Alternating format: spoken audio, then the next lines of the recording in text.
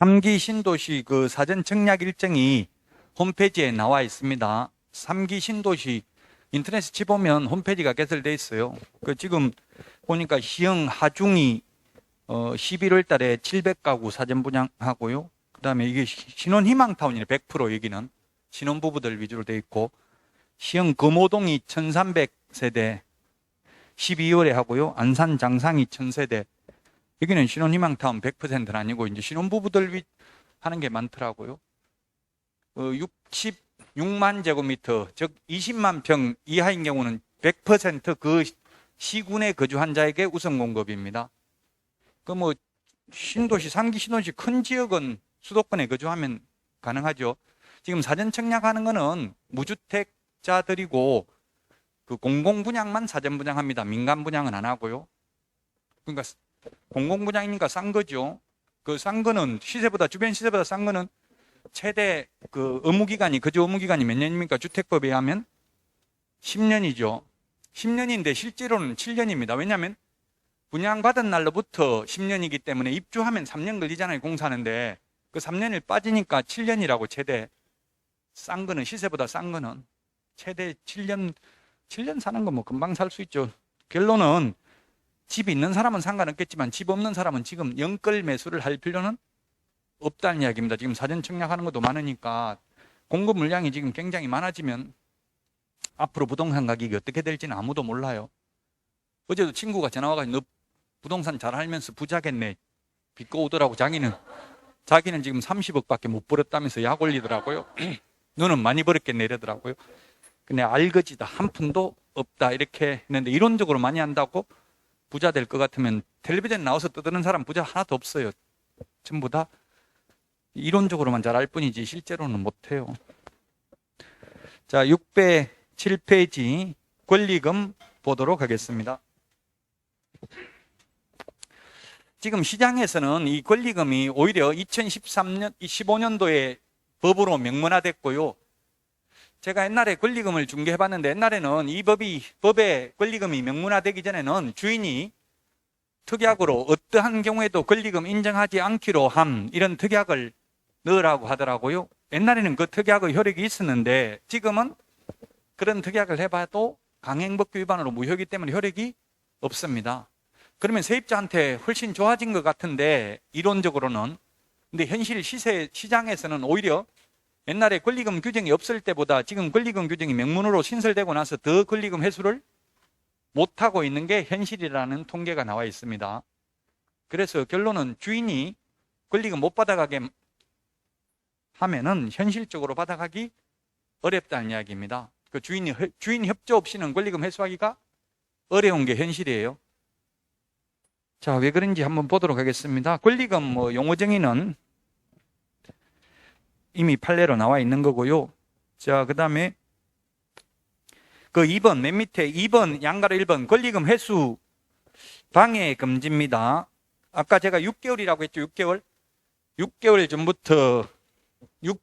전부터 계약기간, 옛날에 이게 3개월이었어요. 처음에 3개월에서 6개월로 바뀌었어요. 3개월 만에 세입자 데리고 오려고 하면 금방 3개월 지나가 버리죠. 제가 중개업을 해봐도 상가 같은 경우는 세입자 3개월 만에 구하기 어려워요. 지금 옆에 우리 건물들 지금 몇 년인지 모르겠지만 비어있는 거 몇 달씩 비어있을 수 있잖아요. 그러니까 이게 세입자 맞추기가 쉽지 않다고, 3개월 동안. 그래서 6개월로 바뀐 거예요. 이게 6개월 동안 현 세입자가, 아까도 말했지만 새로운 세입자 데리고 와서 이 사람 새로운 세입자한테 제가 권리금 받을 테니 주인은 이 새로운 세입자와 계약 체결해 주십시오 하면 정당한 사유 없이 거절할 수 없다고요. 근데 거절할 수 있는 사유가 엄청나게 많아요. 예외가 한 20가지 정도 되기 때문에 그 예외를 적용해서 못 받아가게 해버리면 현 세입자는 사실상 받아가기 어렵다는 이야기입니다. 자, 거기에 보면 박스 안에 이 4가지가, 이런 4가지 행위를 함으로써 주인이 방해하면 안 된다고요. 동그라미 1번, 임차인이 주선한 신규 임차인이 되려는 자에게 권리금을 요구하거나 임차인이 주선한 신규 임차인이 되려는 자로부터 권리금을 수수하는 행위. 2번, 임차인이 주선한 신규 임차인이 되려는 자로 하여금 임차인에게 권리금을 지급하지 못하게 하는 행위. 3번, 임차인이 주선한 신규 임차인이 되려는 자에게 상가 건물에 관한 조세 공과금, 주변 상가 건물의 차임 및 보증금, 그 밖의 부담에 따른 금액에 비추어 현저히 고액의 차임과 보증금을 요구하는 행위. 현저히죠, 현저히. 그러면 지금 현 세입자는 월세가 100만 원인데 새로운 세입자 데리고 왔더니 150만 원 올리면 현저히 올린 거에 해당돼요, 안 돼요? 될 수도 있고 안 될 수도 있어요. 소송해봐야 돼요. 주변 시세가 다 150으로 올랐으면 해도 돼요. 근데 주변 시세는 오히려 떨어지는데 IMF 때문에 지금 70만 원을 떨어지는데 혼자만 150으로 올리는 거는 안 돼요. 이것도 현실적으로 주인이 협조가 있어야 되겠죠. 차라리 지금 100만 원인데 150만 원짜리를 올리겠다 바꾸면 미리 말해주면 150만이라고 하고 새로운 세입자를 구하면 돼요. 근데 주인한테 새로운 세입자 데리고 오겠습니다 하면 얼마로 올릴 겁니까? 물으면 헛소리 하지 마라. 데려오지도 않고 뭐 벌써 그거부터 걱정하냐 이렇게 이야기하고 안 알려주는 거예요. 여러분이 주인 입장이라면. 그러면 100만 원 하다가 120만 원, 20만 원만 올려도 새로운 세입자 계약 안 할 가능성이 많아요. 왜 바뀌는데 20만 원 올리냐 이렇게 나올 수도 있거든요. 그러니까 현저이기 때문에 이게 현저이가 얼마인지는 규정이 없다고요. 그 주인은 더 올려버리면 세입자 바뀌면 왕창 올려버리면 사실상 새로운 세입자가 안 들어올 가능성이 많다는 이야기예요. 그 얼마까지 올려도 된다 이게 규정이 없어요. 현저하게 높게 올리면 안 되니까 현저하지만 않으면 올려도 된다는 이야기죠. 어느 정도는. 그 현저한지가 얼마인지가 규정이 없다고요.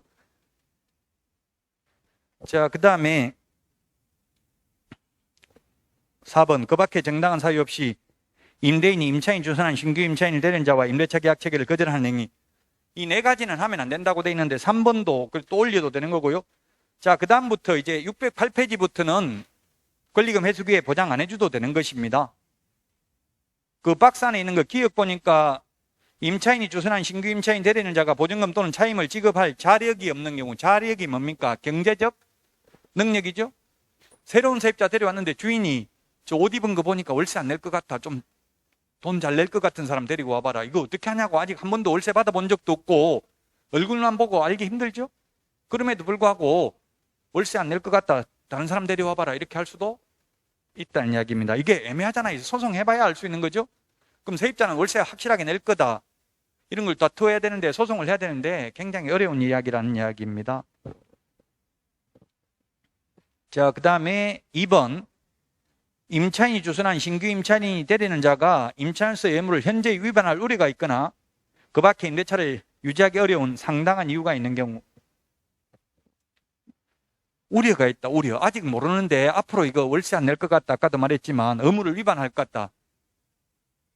이걸 어떻게 하냐고요. 앞으로 우려가 있는 거 굉장히 애매하죠. 이게 주인이 이런 걸 핑계를 대면은 권리금 회수기에 보장 안 해줘도 된다고요. 그 다음에 3번 특히 이제 3번 이게 시험에 1년 6개월 숫자가 나와 있으니까 이 1년 6개월을 뭐 1년 이런 식으로 바꾸면 되겠죠. 임대차 목적물인 상가 건물을 1년 6개월 이상 영립 목적으로 사용하지 아니한 경우. 이 동그라미 3번은 뭐겠어요? 이게 현 세입자가 1년 6개월 이상 사용 안 한 경우를 말할까요? 아니면 현 세입자를 내보내고 주인이 1년 6개월 이상 영업용 건물로 사용하지 아니한 경우를 말할까요? 어디에 해당되겠어요?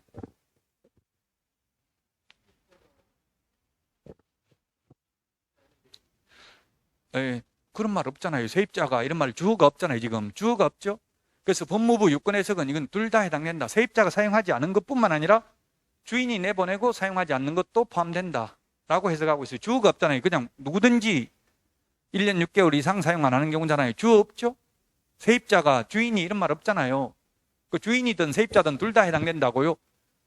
주인이 내보내고 나 이 꼴 저 꼴 보기 싫다. 더 이상 세 안 주겠다. 나 동창회 사무실로 쓰겠다 하면 권리금 회수기에 보장 안 해줘도 된다고요. 그 권리금이 보증금보다 권리금이 더 비싼 경우가 굉장히 많죠. 상가 보면은 장사 잘 되는 데는 권리금이 더 몇 억씩 하는 데가 많다고요. 그러면은 권리금 안 주려고 이런 식으로 해버릴 수도 있다고. 나 이제 더 이상 세 안 주겠다. 1년 6개월 이상. 1년 6개월. 그 다음에 4번 임차인이 선택한 신규 임차인이 임차인과 권리금 계약을 체결하고 그 권리금을 지급한 경우. 이런 경우는 현실적으로는 없을 겁니다. 현 세입자도 새로운 세입자 데리고 오고 주인도 새로운 세입자 데리고 오고 그럼 주인이 데리고 온 새로운 세입자가 현 세입자한테 권리금 줬으면 그 꼭 세입자가 데려온 사람하고 계약 안 해도 상관이 없다는 이야기죠. 이런 경우는 현실적으로 4번 같이 착한 주인은 잘 없을 거고요. 자, 양가로 3번 손해배상해야 됩니다. 임대인이 자신의 방해 행위로 인하여 임차인에게 손해를 발생하게 한 때에는 그 손해를 배상할 책임이 있다. 손해배상 책임은 신규 임차인이 임차인에게 지급하기로 한 권리금과 임대차 종료 당시 권리금 중 낮은 금액 밑줄 치세요. 낮은 금액. 여기도 낮은 금액. 아까 월차임 전환율도 낮은 금액이었죠.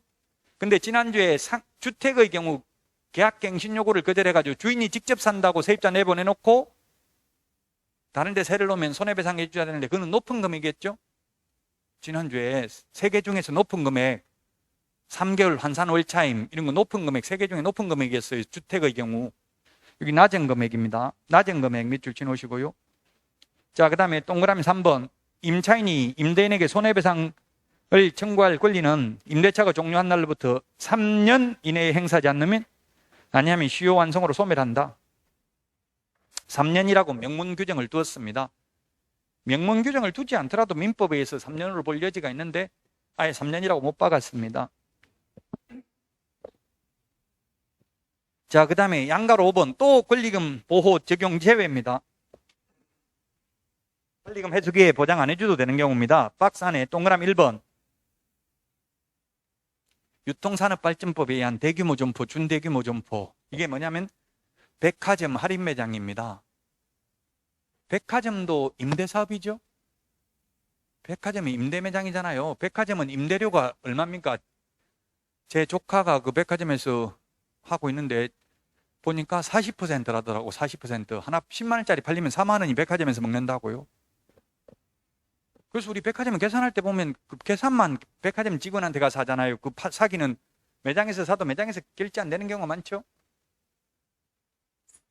예, 그래서 그런 경우는 매출액에 얼마를 주는 경우는 그렇고요. 만약에 그 매장에서 직접 계산 가능한 데도 있어요. 그거는 고정 임대료를 주는 경우는 직접 계산 가능해요. 백화점 보면 어떤 경우는 또 직접 가능한 점포도 있죠. 백화점 한 번도 안 가봤어요.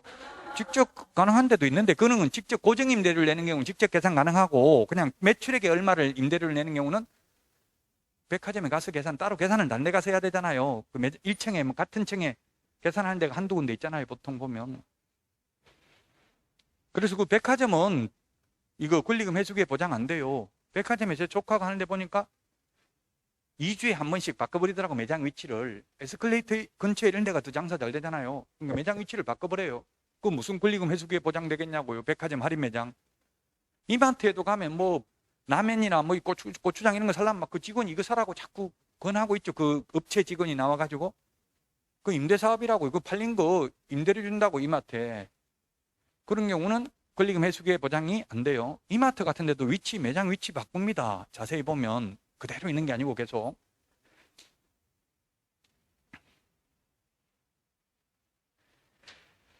근데 우리 책에는 지금 예외를 안 적어놨는데 유통산업발전법에 의한 대규모 점포, 준대규모 점포라도 전통시장은 제외한다 이런 말이 있는데 우리 책에는 지금 안 적혔네요. 왼쪽에 있어요? 네? 어디 있는데 전통시장은 제외한다는 말이? 아, 왼쪽에 있어요? 아, 용어 전통시장 왼쪽에 있네요. 용어정의. 아, 그 위에 용어정의 바로 위에 주의라고 돼 있네. 그죠? 이 주의 이게 시험에 나올 수 있어요. 즉 옛날에 이 말이 없었는데 전통시장은 제외한다. 이 말은 권리금 보호 대상이 아닌 거에서 제외한다니까 보호 대상이 된다는 이야기죠. 전통시장은.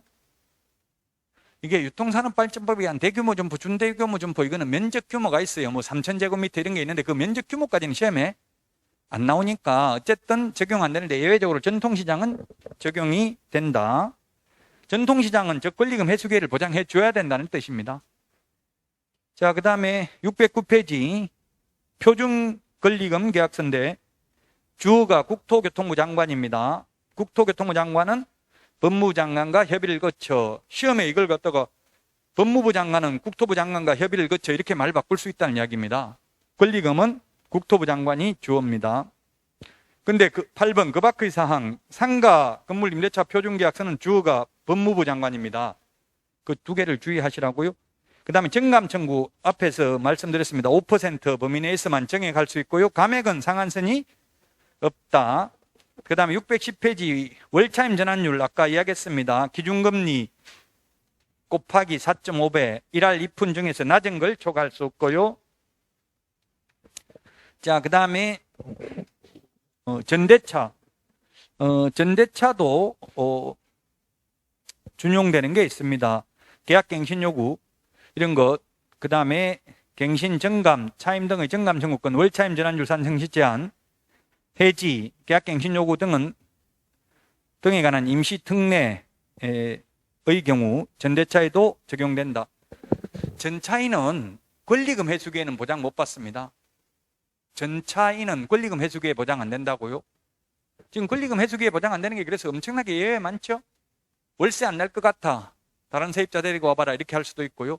1년 6개월 이상 영업용 건물로 사용하지 않는 경우, 그 다음에 전차인도 보호가 안 됩니다. 권리금 회수기에는. 그 다음에 양가로 2번. 이거는 뭐냐면 계약갱신 요구권은 10년을 초과하지 않는 범위 내에서 행사할 수 있는데 1년, 2년, 3년, 4년, 1년, 2년, 3년, 4년 장사하고 나서 전대차 계약을 체결했다면 임차인이, 그러면 전차인은 전대차 계약을 체결한 날로부터 10년이 아니라 임차인의 남은 기간 6년 남은 범위 내에서 계약갱신 요건을 행사할 수 있다고요? 이 말입니다. 전대차가 임차인이 다시 세를 놓는 걸 전대차라고 했죠. 자, 그 다음에 상가금을 임대차 분쟁조정위원회, 그 주택임대차 분쟁조정위원회하고 똑같습니다. 다만 차이점은 조정 대상이 조금 차이가 있습니다. 상가의 경우에는 권리금 분쟁도 조정할 수 있다. 그 611페이지 맨 위에 동그라미 5번 요거 하나만 상가금 임대차 분쟁조정위원회와 차이가 날 뿐입니다. 나머지는 다 똑같습니다. 그래서 생략을 하도록 하겠습니다. 우리 612페이지 교과서 그 맨 밑에 박스 정리되어 있는데 이런 게 중요하겠죠? 비교하는 거. 제가 내드린 프린트에도 주택 상가 비교하는 거 프린트 내드렸습니다. 이 비교하는 게 시험에 잘 출제가 됩니다. 자, 그 다음에 이제 614페이지 경매인데요. 경매는 굉장히 어렵습니다. 민사집행법이 330개 조문이고요. 우리 공인중개사법이 51개 조문인데 공인중개사법은 30문제 정도 출제되는데 민사집행법은 한 문제 나온다고요. 330개 조문에서. 별로 안 중요하다고요. 그래서 그걸 다 공부할 수는 없잖아요. 따라서 이거는 시험에 나왔던 거 위주로만 볼 수밖에 없습니다. 자, 그럼 경매라는 게 뭐냐? 경매라는 말 그 자체, 경매란 경쟁매매입니다. 경쟁매매. 다수의 매수 희망자에게 매수 청약을 하게 하고 그 중에서 가장 높은 가격으로 매수 청약을 한 자에게 매도 승낙을 함으로써 이루어지는 매매계약 형식을 경매라고 합니다. 시험에 과거에 경매는 법원에서 실시하고 공매는 지자체에서 실시한다. 이런 지문이 시험에 나온 적이 있습니다. O입니까? X입니까? 가정답은 O였습니다. 근데 본 정답에서는 모두 정답으로 인정했어요. 이 지문 때문에. 즉 경쟁매매는 지금 현재 우리가 법원에서 하는 경매만 공부를 하는데요. 현실적으로는. 근데 이론적으로 경매는 경쟁매매이기 때문에 월곶 시장에 가면 경매 안 해요. 그 월곶에서 수산물 경매 하는 건 못 본 것 같은데 해요? 안 가봤어요, 월곶 시장? 소래포구가 월곶 시장, 월곶 아니에요? 죽었다고요? 아, 월곶은 죽었어요? 소래포구 이런 데 그래 경매해요, 안 해요? 수산물 하는지 모르겠는데 부산 같은 데는, 부산에 자갈치 시장 이런 데는 경매하더라고요. 그 다음에 노량진 수산시장 이런 데 경매합니다. 그것도 경매라고요. 도자기 경매도 해요. 저 이천 도자기 축제 이런 데 가니까 탤런트들이 나와서 도자기 경매도 하더라고요. 그것도 경매라고요. 경쟁매매이기 때문에 꼭 법원에서 하는 것만 경매는 아니라고요. 근데 우리가 공부하는 거는 협의의 경매, 법원에서 하는 것만 공부를 한다고요. 공매도 공개매각이 공매예요. 지자체도 공매가 가능하고 일반 회사도 공매가 가능해요. 근데 우리는 한국자산관리공사에서 캠코 공매만을 공부한다고요? 시험에 공매는 거의 안 나오고 경매가 한 문제는 반드시 출제됩니다. 오늘 내드린 문제도 그래서 경매가 있습니다. 자, 경매는 강제 경매가 있고요. 615페이지 임의 경매가 있습니다. 강제 경매가 있고 임의 경매가 있다. 강제로 하는 게 강제 경매, 임의로 하는 게 임의 경매입니다.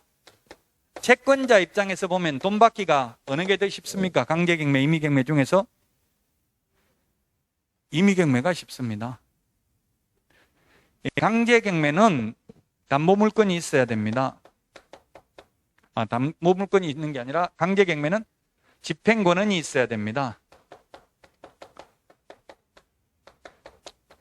임의 경매는 담보 물건이 있어야 됩니다. 가장 대표적으로 예를 드는 게 임차권이 있고 전세권이 있습니다. 전세권은 전세금을 주인이 안 내주면 별도의 소송 없이 바로 전세권이 가지고 있는 담보물건의 성질에 의해서 곧바로 임의경매 신청이 가능합니다. 근데 임차권은 주인이 돈 내줘야 되는데 뭐 새로운 세입자 오면 돈 내주겠다 이런 경우 많죠? 그러면 그 진짜 힘들어요. 현실적으로 주인이 돈 안 내주면 새로운 세입자 들어오면 받아가라. 그러면 어떻게 해야 돼? 꼭 안 주면 하려면은 임차보증금 반환 청구 소송을 제기해서 승소 판결문이 그게 집행권한이에요. 승소 판결문에 의해서 강제 경매를 신청하면 이거 현금화하는데 1년 넘게 걸린다고요. 굉장히 어려워요. 그래서 또 이게 판결문 받는 사이에 주인이 돈 다 빼돌리면 판결문 받아도 휴지 조각에 불과하죠. 결론은 임의 경매가 돈 받기는 더 쉽습니다. 따라서 전세권이 확정일자부 임차권보다 더 좋은 점은 딱 두 가지입니다. 임의경매 신청권, 전전세권이 있을 뿐입니다.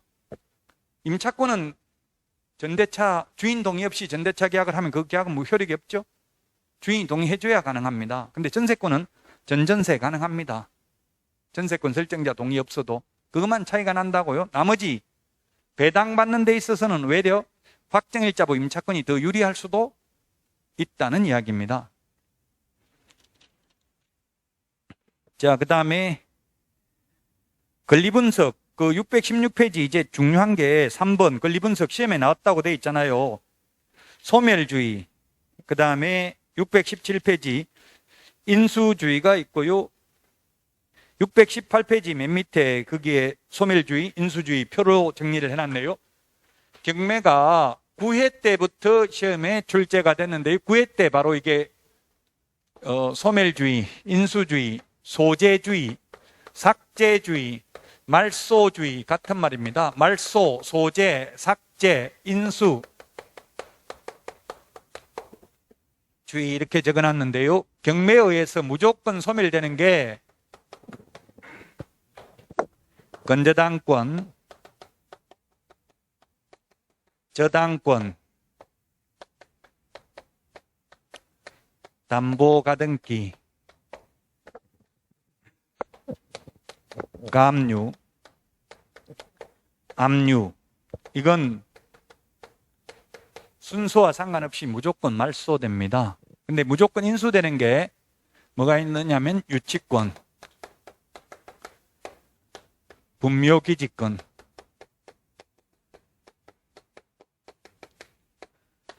법정지상권,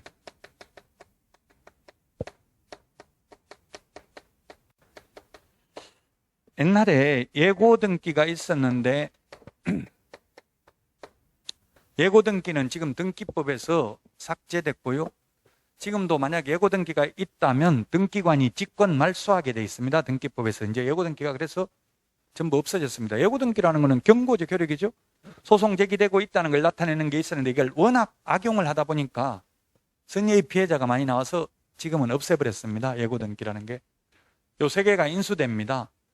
인수된다 이 말은 떠안아야 된다. 낙찰받은 사람이 떠안아야 된다. 즉 분묘기지권 묘 오래된 묘 있으면 경매로 낙찰받아도 묘 강제로 이장시킬 수 없다는 이야기입니다. 법정지상권도 치료받는 것밖에 안 됩니다. 유치권도 마찬가지입니다. 유치권이 꽉 잡고 있을 수 있는 권리가 유치권이잖아요. 유치장에 갇히는 거하고 똑같아요. 유치장 할 때 유치하고 같은 말이라고요. 꽉 잡고 있을 수 있는 권리, 철조망 안에 들어가 있으면 꽉 잡고 있을 수 있는 거잖아요. 세탁소에서 세탁소 주인은 세탁비 안 주면 세탁물을 안 내주고 꽉 잡고 있을 수 있는 게 이게 유치권이죠. 시계 수리했는데 시계 수리비 안 주면 시계 안 내주고 꽉 잡고 있을 수 있는 권리. 부동산에 대해서는 세입자가 집 수리를 했는데 주인이 집 수리비 안 주면 집 수리비 받을 때까지 유치권을 행사할 수 있죠. 그럼 낙찰받은 사람이 결국 집 수리비 내줘야 된다는 이야기예요. 인수된다는 말이. 그래서 유치권은 우선 변제권은 없지만 우선 변제적 효력은 있다. 민법 시험에 나오면 그렇죠. 유치권은 경매 신청권은 있다. 그러나 우선 변제권은 없다.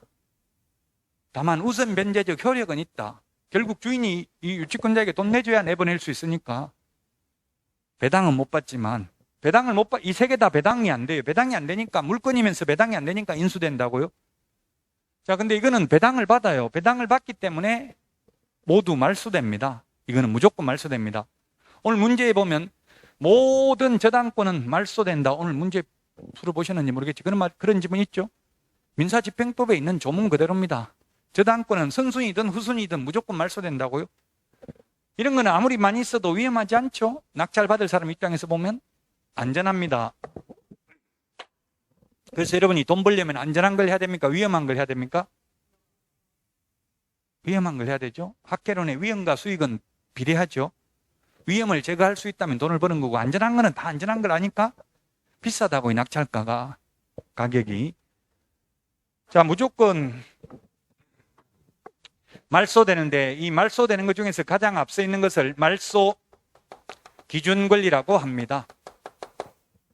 말소 기준 권리는 학자들이 부르는 말뿐이고 법 조문에는 없습니다. 왜 이걸 말소 기준 권리라고 하냐면은 요거보다 뒤에 있는 권리는 요게 말소되면서 다 같이 데리고 죽습니다. 근데 요거보다 선순위면 인수됩니다. 대표적인 게 뭐가 있느냐면 시험에 잘 나오는 게 전세권하고 임차권입니다. 무조건 인수되는 권리, 무조건 말소되는 권리 뺀 나머지 모든 권리는 말소 기준 권리보다 선순위면 인수되고 말소 기준 권리보다 후순위면 말소됩니다. 임차권이 아무리 대항력을 갖추고 있다 하더라도 경매에서는 선순위 담보물권자에게는 대항할 수 없습니다. 방 빼줘야 된다고 이거 아무리 전입신고하고 이사하고 있어도 만약에 일반 매매에서는 주인 바뀌어도 임차인이 대항력 갖추고 있으면 계속 살 수 있는 거죠. 경매 넘어가면 방 빼줘야 된다고요. 단 아까 우리 주택임대차보호법에서 상가건물임대차보호법에서 대항력 있는 임차권은 그러하지 아니하다. 전액 변제되지 아니하였다면 대항력 있는 임차권이라는 말은 말소 기준 권리보다 앞서 있는 최선순위 임차권을 말합니다. 현실적으로 실무적으로 본다면 이 최선순위 임차권자가 있어요, 없어요? 거의 없죠. 대부분 은행에서 융자를 잘 안 해준다고 최선순위 임차권이 있으면 이 사람이 대항력을 행사할 수 있었기 때문에. 자, 이게 전세권 말고도 지상권, 지역권, 그 다음에 판매 등기, 가처분 등기, 소유권 이전 청구권, 보전가 등기 이런 거 전부 말소 기준 권리보다 선순위면 인수되고 말소 기준 권리보다 후순위면 말소됩니다.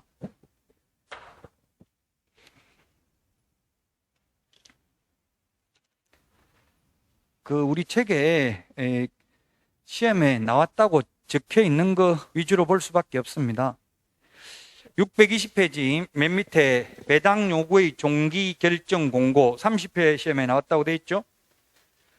배당 요구 종기까지 배당 요구해야 배당 받습니다. 채권자들은 원칙적으로 배당 요구해야 배당을 받는데 배당 요구 종기라는 것은 마지막 기일을 말하는 거죠. 다만 621페이지 양가로 2번에 보면 동그라미 1번 배당 요구 채권자가 있고요. 동그라미 2번 당년 배당 채권자가 있습니다. 당년 배당 채권자는 배당 요구 안 해도 배당받을 수 있다 이 말이에요. 등기 사항 증명서를 통해서 채권 금액을 확인할 수 있는 건저당권자, 저당권자, 전세권자, 등기된 임차권자 이런 경우는 배당 요구 안 해도 배당해 줍니다. 그러나 확정일자부 임차권자, 최우선 면제, 승소 판결문 가지고 있는 분들 이런 분들은 배당 요구해야 배당받을 수 있습니다. 양가로 3번 배당 요구에 따라 매수인이 인수하여야 할 부담이 바뀌는 경우는 배당 요구를 한 채권자는 배당 요구의 종기가 지난 데에는 이를 철회하지 못한다. 그게 무슨 말이냐면은 좀 어려운 말인데, 최선순위 임차권자 또는 최선순위 전세권자가 배당 요구를 했어요. 최선순위 전세권자가 배당 요구하면 말소되죠. 낙찰받을 사람은 당연히 말소되는 줄 알고 입찰에 참여했는데 나중에 배당 요구를 철회해버리면은 인수되니까 또 떠안아야 되잖아요. 낙찰받은 사람이. 그럼 매수인의 부담, 매수인이라는 게 낙찰자를 갖다가 경락인을 매수인이라고 합니다. 법조문에서는 정확한 표현은 매수인이에요. 근데 매수인이라고 하면 일반 매매에서 매수인인지 경매에서 매수인인지 헷갈리니까 제가 지금 낙찰자 또는 민법 판례에 보면 아직도 경락인 이런 말 쓰죠. 경락인은 이미 2002년도에 없어진 말입니다. 오래됐어. 20년이 넘었는데도 아직 판사들은 법 바뀐 거 잘 몰라요. 판사들도 모든 법을 다 할 수가 없잖아요. 판사들이. 그래서 아직도 판결문 보면 경락인 이런 말 나오는데 정확한 거는 매수인입니다. 매수인. 매수인인데 그냥 경락인, 낙찰자 이렇게 나오더라도 같은 의미로 이해하시면 됩니다.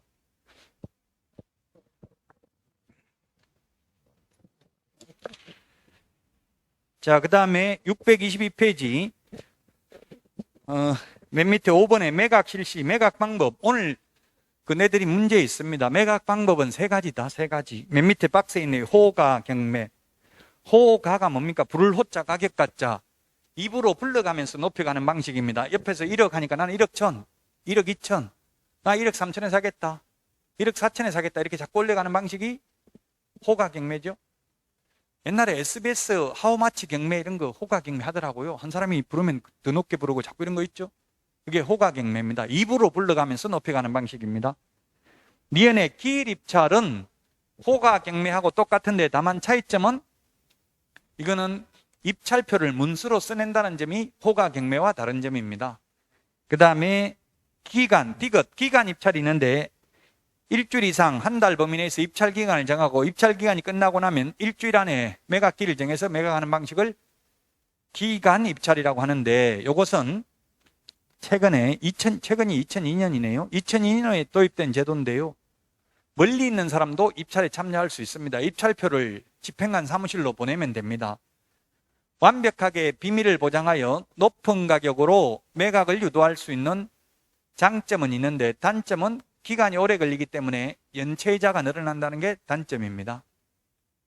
현실적으로 지금 법원에서는 호가 경매는 실시하지 않고 있습니다. 현실적으로는. 근데 시험에 나오면 이론적으로는 세 가지입니다. 시험에 매각 방식이 두 가지다 이렇게 X로 나왔다고요. 호가 경매는 안 하니까 지금 호가 경매는 유체동산에 대해서 실시하고 있습니다. 유체동산. 전두환 전 대통령 회고록을 읽어보니까 자기 진돗개 호가 경매에서 20만 원에 낙찰됐다더라고. 키우던 진돗개.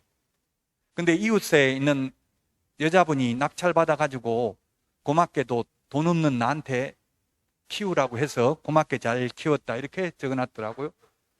얼마 뭐 39만 원인가 얼마 있다고? 29만 원 있다 했나? 29만 원밖에 없으니까 20만 원 주고 낙찰받기 어렵잖아요. 진돗개. 그 호가 경매했다고 적어놨더라고요. 연희동 놀이터에서 그냥 부르는 거예요. 나 진돗개 20만, 누가 15만 원 사겠다니까 한 사람이 20만 원 사겠다 이렇게 하면 20만 원 낙찰되는 거지. 더 이상 부르는 사람 없으면 그게 호가 경매라고요. 주로 지금 유체동산, 텔레비전, 그 우리 빨간 딱 드라마 보면 빨간 딱지 붙여가지고 텔레비전 가재도구 이런 거 경매하잖아요. 그런 거는 호가 경매를 하고 있어요. 부동산에 대해서는 현실적으로 하지 않지만 시험에 나오면 법원 재량입니다. 할 수 있습니다. 호가 경매도. 세 가지 방식이라는 거 기억해야 됩니다. 두 가지가 아니고 세 가지. 자, 그 다음에 623페이지 메뉴에 동그라미 2번. 1기일 2회 입찰입니다. 호가 경매 또는 기일 입찰을 방법에 의한 매각기일에서 매각기일을 마감할 때까지 허가할 매수 가격의 신고가 없는 때에는 집행관은 즉시 매각기일의 마감을 취소하고 같은 방법으로 매수 가격을 신고하도록 최고할 수 있다. 보통 오후에 밥 먹고 한 번 더 입찰을 한다고요. 이 우리 경매는, 법원에서 하는 경매는 완전 자유 경쟁 매매가 아니라 제한 경쟁 매매입니다. 1억부터 시작한다, 2억부터 시작한다. 최저 매각 가격을 정해요. 감정평가사가 평가한 금액을 감안해서. 자, 그럼 2억부터 시작한다 이렇게 하면 2억보다 높게 써낸 사람이 아무도 없으면 유찰됐다고 그래요. 그러면 또 한 번 일길 하루에 2번 할 수 있다고 입찰을. 근데 2번 하더라도 가격을 안 깎아주고 또 2억부터 시작합니다. 이렇게 한다고. 그러면 사람들이 참여해야 안 해요? 아무도 안 하니까 지금 현실적으로 이걸 안 하고 있어요. 천안지원에서 하다가 사람들이 깎아주지도 않는데 처음에 아무도 유찰됐는데 또 같은 가격을 한다고 하면 재미가 없잖아요. 그래서 현실적으로는 안 하고 있습니다. 이거 처음에 실시했는데 아무도 입찰하는 사람이 없더라는 이야기입니다. 2회 해도. 지금 하고 있지는 않은데 이론적으로 할 수 있습니다. 양가로 3번 입찰의 종결입니다. 동그라미 2번 최고가 매수 신고인의 결정입니다. 개찰 결과 최고 가격으로 응찰하고 소정의 입찰 보증금을 제출한 자로 판명된 자를 최고가 매수 신고인으로 결정한다. 만약 최고의 가격을 응찰하고 입찰 보증금도 제출한 자가 2명 이상일 경우에는 그들만을 상대로 추가 입찰을 실시한다. 그 다음에 동그라미 3번 차순위 2등 차순위 매수 신고인의 결정입니다. 차순위 매수 신고는 그 신고액이 최저매각 가격 이상이어야 하고 또 그 최고가 매수 신고 가격에서 그 보증금을 공제한 금액을 초과한 경우에만 할 수 있다. 차순위 매수 신고를 한 자가 2명 이상인 때는 신고 가격이 높은 사람을 차순위 매수 신고인으로 정하고 신고 가격이 같은 때에는 처음부터 추첨을 해서 차순위 매수 신고인을 정한다. 2등을 뽑는다는 이야기입니다. 기출문제에 최저매각 가격이 2억이다. 최저매각 가격이 2억인데 1등을 하려고 2억 5천만 원을 내가 써냈습니다.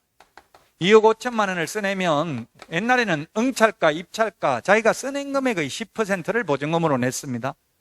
근데 지금은 최저매각 가격의 10%를 보증금으로 냅니다. 그러면 남은 잔금이 얼마다? 2억 3천만 원. 따라서 차순위 매수 신고, 차순위라는 건 2등입니다. 2등, 차순위. 2등이 되려면은 1등이 쓴 금액에서 그 보증금을 뺀 금액을 넘는 때만 2등이 될 수 있습니다. 왜 2등을 뽑느냐 하면 보증금만 걸어놓고 나중에 잔금을 안 내면 재매각을 해야 됩니다. 다시 재매각을 해야 되는데 2등이 있다면 재매각을 하면 보증금 내놓은 건 안 돌려줍니다. 우리 매매계약에서도 계약 깨면 계약금만 걸어놓고 계약 깨면은 안 돌려주잖아요. 마찬가지로 경매도 안 돌려줍니다. 보증금 내놓은 거. 안 돌려주니까 2등한테 2억 3천만 원에 팔아도 1등한테 2억 5천에 파는 거나 마찬가지죠. 보증금 안 돌려주니까 배당 재단에 편입하니까 이거 두 개 합하면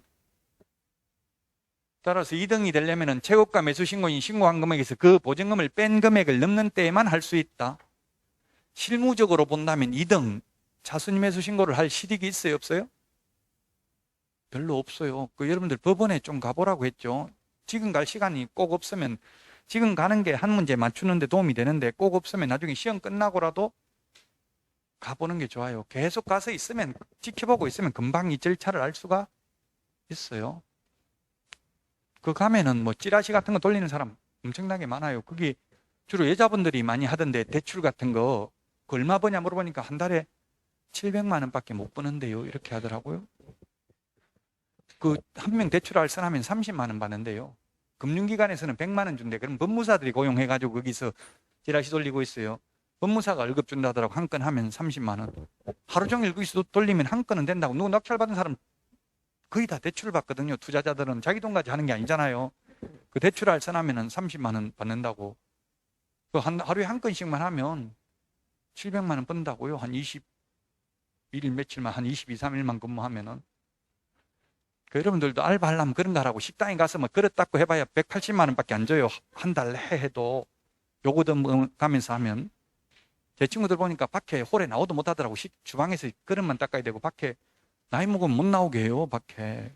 그런 모욕감을 느끼면서 할 필요 없이 법원에 가면 나이 좀 먹어도 해도 된다고. 이거 법원에 경매법정에 가서 가려면 좀 알아야 되잖아요. 그것도 찌라시 돌리고 하면 물을 수도 있잖아요. 그러니까 계속 법원에 가보시라고요. 시험 보고 나서 한 달 동안 합격자 발표 기다리면서. 왜냐하면 딱 60점으로 합격한 건 불안하잖아요. 될지 안 될지 한 문제 잘못 체크했으면 안 될 수도 있어요. 됐다고 떡 돌리고 했는데 떨어진 사람 나오더라고요. 보면. 자, 차순위 매수 신고 2등까지 받고요. 자, 그 다음에 매각 허가 결정입니다. 624페이지. 624 메뉴에 유찰 시 세매각, 가로하고 신매각, 옛날에 신매각이라고 부르다 2002년부터는 지금 세매각이라고 합니다. 만약 최저매각가격이 2억인데 아까도 말했지만 2억 이상 쓰는 사람이 한 명도 없으면 유찰됐다 해가지고 한 달 후에 새로 세매각을 실시합니다. 그때는 이제 상당한 금액을 깎아줍니다. 예, 우리 책에 보니까 통상 20%라고 돼 있네요. 서울, 경기는 20%고 인천은 30%입니다. 법조문에는 보면 뭐라고 돼 있냐면 상당한 금액을 저감한다고 돼 있어요. 상당한 금액. 그 상당한 게 몇 %인지는 법원 재량이라고요. 근데 통상적으로 20, 30% 깎아줍니다. 20% 깎아주는 데가 더 많습니다. 자, 그 다음에 매각 결정길인데요. 매각, 허가, 불허가 결정입니다. 동그라미 1번, 법원은 미리 지정된 기일, 매각길로부터 일주일 이내에 매각 결정기일을 열어 매각 허브에 관하여 이해관계인의 진술을 듣고 직권으로 법이 정한 이의사유가 있는지 여부를 조사한 다음 매각 허가 또는 불허가 결정을 선고한다. 근데 그 동그라미 3번에 보면 경매 목적물의 취득에 관청의 증명이나 허가를 필요로 하는 경우 농지의 경우 농지 취득자익 증명 언제까지 제출하면 된다? 농지 취득자익 증명은 매각 허가 결정기일까지 제출하면 됩니다. 허부 결정기일, 허가 또는 불허가 결정기일까지 제출하면 됩니다. 시험에 농지 취득자익 증명은 경매 신청 시 제출해야 된다. X입니다. 경매 입찰할 때 매수 신청할 때 제출해야 된다. X로 출제됐다고요. 매수 신청하고 나서 재고가 매수 신고인 되고 나면 일주일 안에 매각 허부 결정기일이 선고되는데 그날까지 일주일 안에 제출하면 된다고요. 따라서 우리 농지법에서 농지 취득자익 증명은 4일 이내 발급해주고 농업경영에서 제출 안 하는 경우는 2일 이내 발급해주죠. 일주일 안에 여기 제출해야 되니까 매각 허가 결정기일이 매각길로부터 일주일 안에 정해진다고 돼 있잖아요. 양가로 2번 매각 허브에 대한 즉시 항고입니다. 즉시 항고할 수 있는데요. 동그라미 2번 625페이지 매각 허가 결정에 대하여 항고를 하고자 하는 사람은 보정으로 매각 대금의 10분의 1에 해당하는 금전 또는 법원이 인정하는 유가증권을 공탁해야 된다. 매각 대금의 10분의 1입니다. 암기 프린트 56번에 10분의 1에 보면 동그라미 3번에 있는데요. 항고 보증금은 매각 대금의 10분의 1, 암기 프린트 56번 맨 밑에 10분의 1에 동그라미 1번에 있는 매수 보증금은 최저 매각 가격의 10분의 1. 이 두 개가 경매에서 시험에 가장 많이 나왔던 지문입니다. 항고 보증금은 매각 대금의 10분의 1입니다. 매각 대금의 10분의 1. 왜 이 항고 보증금을 내도록 하느냐 하면은 옛날에는 항고 보증금을 안 받았어요. 옛날이라고 하면 2002년 7월 1일 되기 전을 말하는데, 근데 항고 보증금을 받는 이유가 항고 보증금을 안 받으니까 무조건 항고를 했다고. 항고라는 거는 상급법원에 이의를 제기하는 건데요. 우리 일반 재판에서는 판결에서는 항소라고 하지. 항소. 그 항고를 하면 고등법원에 갔다 다시 재판을 하고 돌아오는데 짧아야 3개월 걸린다고요. 그럼 옛날에 무조건 항고를 했다고. 항고 보증금을 받지 아니할 때는 그 항고를 하면 예를 들면 뭐 이제 극단적으로 우리 학원이 경매 넘어갔다. 근데 여기서 영업을 하고 있는 사람이 항고를 하면 석 달간 더 버틸 수 있다고요. 경매 넘어갔다는 소리 들리면은 월세 내겠어, 안 내겠어요, 세입자들이? 안 내죠. 월세도 안 내고 심지어 전기세, 전기세, 물세라는 말은 좀 잘못됐지만 전기요금, 수도요금도 안 낸다고요. 요금이 맞죠, 세금이 아니고. 세금은 반대급부 없이 국가나 지자체에 납부하는 게 세금이죠. 근데 수도나 전기는 세금이 아니잖아요. 자기가 쓴 만큼 내니까 그거는 반대급부가 있잖아요. 그래서 그거는 요금이 맞습니다. 요금인데 어쨌든 심지어 수도요금, 전기요금도 안 낸다고 경매 넘어갔다는 소리 들리면 그럼 전기 끊기잖아요. 이제 안 내면. 끊기면 세입자들끼리 모여가지고 우리 전기요금은 내자 이런 식으로 결의를 하고 이렇게 합니다. 그런데 항고를 해버리면 또 최소한 석 달 이상 안 내도 되고요. 월세를 또 재항고하면 대법원까지 가버리면은 1년 넘게 걸린다고요. 그럼 계속 경매 절차가 지연되겠죠? 고의로 경매 절차를 지연시키는 것을 방지하기 위해서, 악용하는 것을 방지하기 위해서 이제 항고를 할 때 항고 보증금을 매각 대금의 10분의 1을 내야 되고요. 항고가 기각되면 채무자, 소유자의 경우에는 항고 보증금을 몰수해서 배당재단에 편입하고 아예 안 돌려줍니다. 그러나 채무자, 소유자 이외의 자가 한 항고가 기각되면 대법원 규칙이 정한 이율에 의한 이자 빼고 나머지 금액은 돌려줍니다.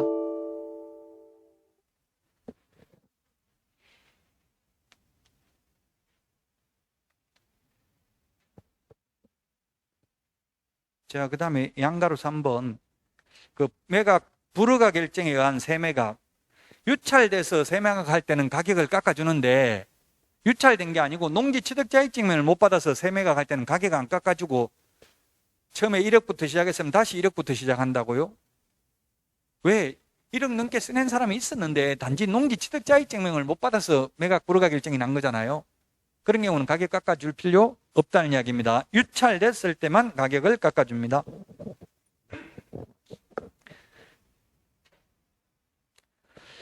자, 대금 납부, 대금 지급. 옛날엔 대금 지급 기일이었는데요. 대금 지급 기일이었는데 지금은 대금 지급 기한입니다. 기한. 오늘이 4월 며칠입니까? 4월 23일? 22일요?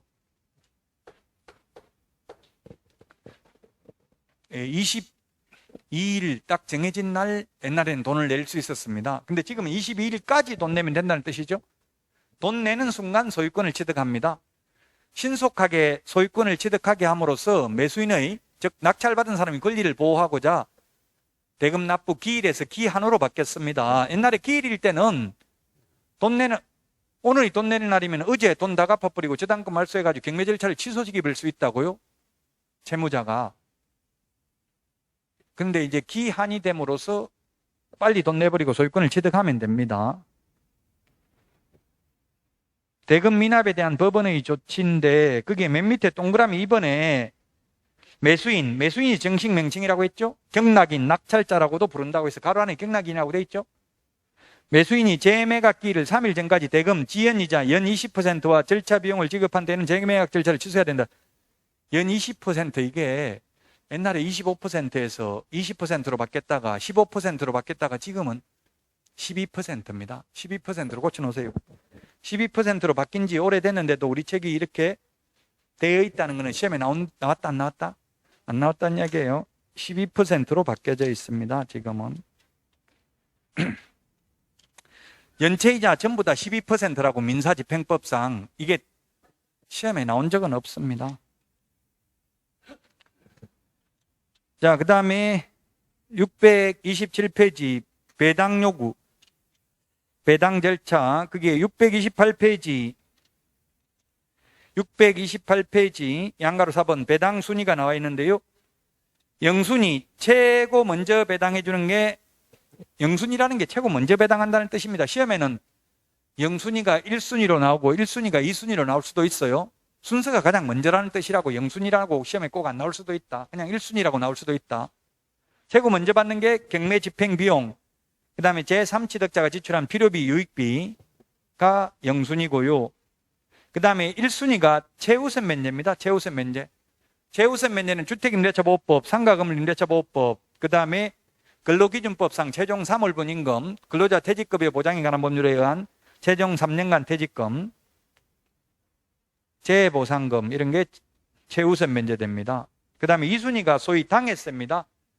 당해세라는 말은 만약에 우리 학원 건물 이게 경매 넘어간다면 이 건물분에 대한 재산세, 종부세 안 낸 게 있다면 이건 다른 담보물권자보다 먼저 배당을 받는다는 이야기입니다. 그 다음에 3순위가 뭐냐 하면은 세금입니다.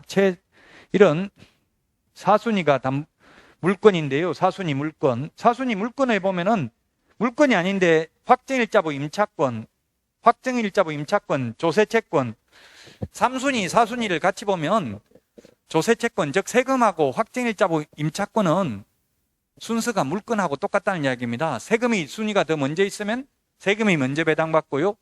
그 다음에 임차권이 먼저 있으면 먼저 배당받는다고요. 예를 들면 조세채권, 조세채권은 국세기본법 제35조에 보면 법정기일이라는 게 있는데 예를 들면 재산세의 법정기일은 재산세 납부고지서 발송일이라고 되어 있어요. 재산세를 언제 냅니까? 7월 16일부터 7월 말까지 내죠? 그럼 발송이 아마 7월 한 10일, 뭐 9일 이 정도 발송이 돼요. 그럼 7월 9일이 법정길이라고 보고요, 재산세. 근데 우리 세입자가 들어갈 때는 세입자가 예를 들면 8월 9일 날 확정일자부 임차권이 있습니다. 그 임차권은 등기부 떼보니까 깨끗해요. 선순위 아무것도 없더라고요. 그 들어갔어요. 나중에 경매 넘어가면 누구부터 배당해 준다고요? 재산세부터 먼저 배당해 준다고요. 등기는 안 돼 있었지만 법정기일이 7월 9일이기 때문에 굉장히 위험하죠. 그래서 개업공개사는 주인한테 항상 조세 체납 사실이 있습니까? 물어가지고 자필로 없습니다. 이런 걸 받아놔야 돼요.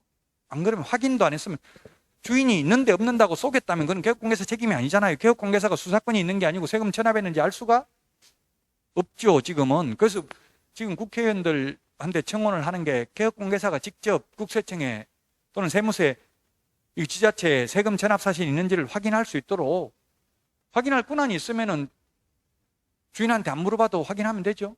근데 지금 현재는 주인한테 안 물어보고는 주인 동의 없이는 확인할 방법이 없어요. 그래서 개업공개사는 주인한테 그런 걸 미리 적어 놓으라고요. 계약서나 확인설명서에 세금 체납 사실이 있습니까? 자필로 없습니다. 적어 주세요. 없습니다. 적어야지. 거기 있습니다 하면 그거는 계약하기 힘들죠. 무조건 그냥 없습니다. 적으세요. 우리 은행에 대출할 때 보면 설명 들었습니다. 자필로 적으세요. 이렇게 하잖아요. 설명해 주지도 않고 설명 그 다 들으면 무서워서 계약 못 해요. 요즘은 지금 법이 강화돼 가지고 설명해 주게 돼 있나 봐요. 주식 같은 거 투자하면 잘못하면 손해 볼 수도 있다. 그 설명 다 일일이 해줘야 돼 가지고 엄청나게 요즘 가입하기 힘들다더라고. 금융상품 위험한 거. 수익률 높은 게 위험하죠.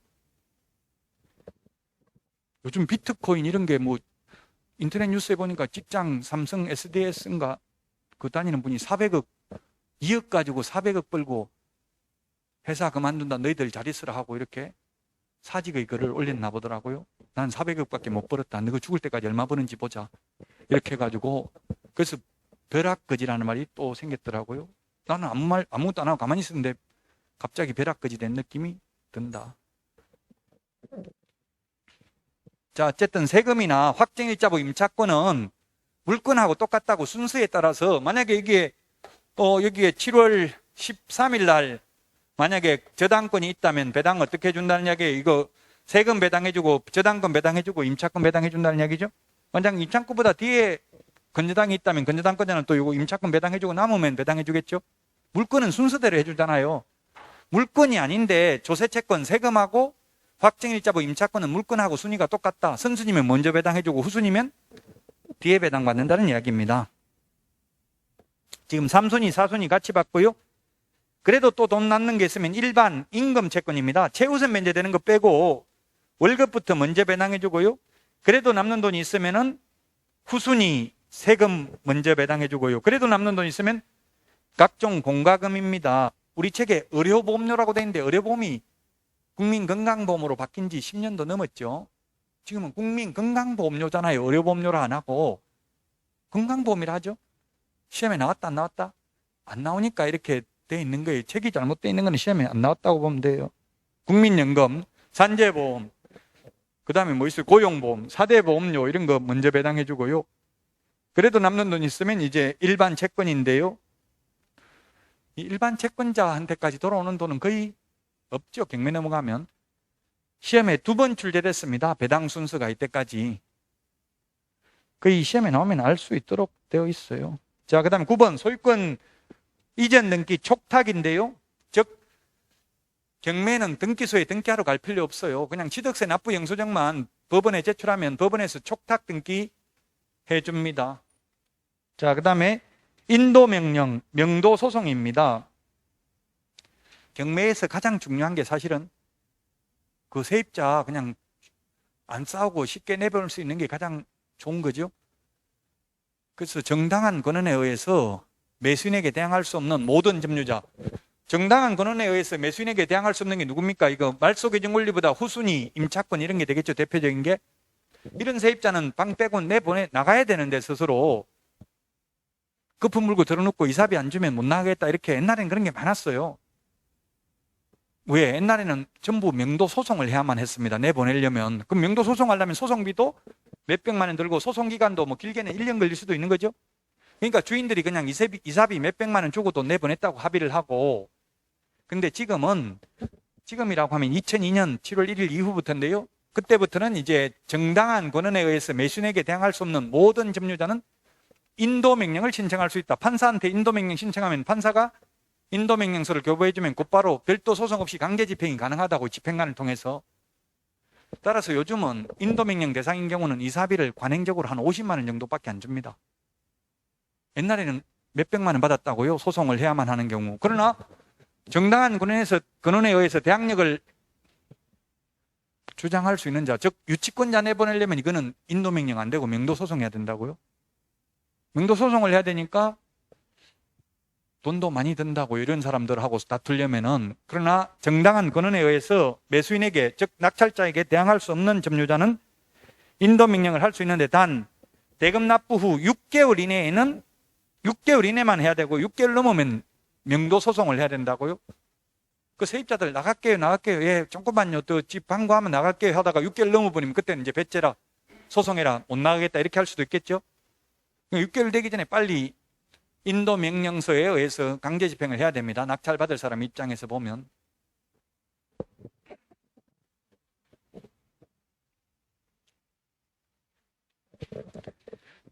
(42번에) 암기 프린트 42번에 10번에 보면 6개월이라는 거 나와 있습니다. 6개월.